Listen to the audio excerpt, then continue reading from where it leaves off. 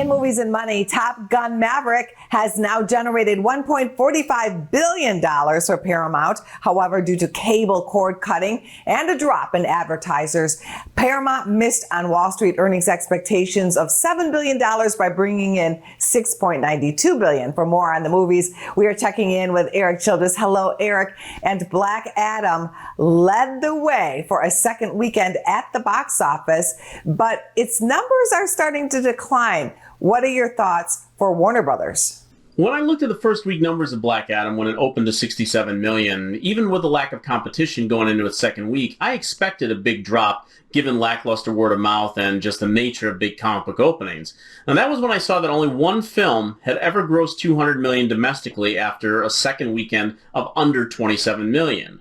It happened to be Jumanji: The Next Level, a film headlined by Dwayne Johnson. But now Black Adam did get itself over that hump to make 27.5 million last weekend, but history suggests it is not headed for a soft landing.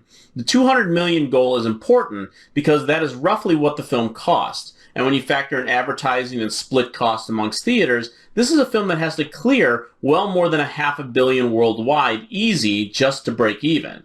Now, based on its current trajectory, which is not far off from what Marvel's disappointing Eternals from last year, meaning Black Adam is on a path to gross between 160 and 170 million, and that means it will only generate another 50 to 60 million in North America, if that, and once the new Black Panther knocks it back even further next week. If that's the case, then internationally it is going to need to gross roughly another 250 million, and that is unlikely after a two-weekend haul of just 139 million overseas. Now that could turn Black Adam into a loser of about 75 million or higher and send Warner Brothers out on a sour note in 2022.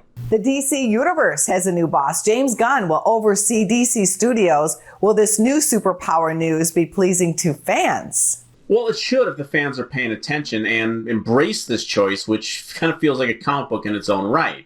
Now, Gunn generated his greatest success as the director of the Guardians of the Galaxy movies for Marvel, for which he was briefly let go from due to some misbegotten public outrage over some old jokes. He then was picked up by DC to helm their redo of the Suicide Squad franchise, which was vastly well received by critics and those who saw it, but as an R-rated entry released simultaneously on streaming during the pandemic last year, it turned out to be a big financial disappointment.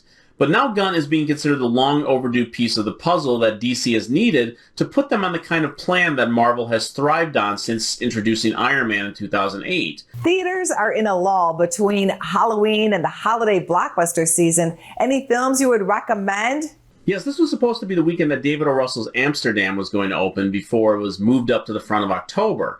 Now it's the film already forgotten by the public and the Oscar race.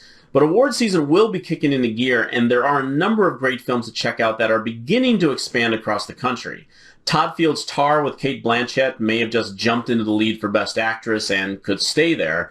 This remarkable picture just continues to root around in your brain as it puts you within the mind of a composer who was forced to confront her own toxicity when it comes to grooming new talent within her own power structure. It made its way into the top 10 last weekend. And hopefully there soon, as it expands, is Martin McDonagh's The Banshees of Inisherin. The director of In Bruges and Three Billboards Outside Ebbing, Missouri, has crafted this alternately hilarious, dark, and sad tale about what happens when Brendan Gleeson chooses he no longer wants to hang around his longtime friend, played by Colin Farrell. It is a wonderful picture that will also have you thinking about its metaphors, both historical and current, and maybe even about your own relationships.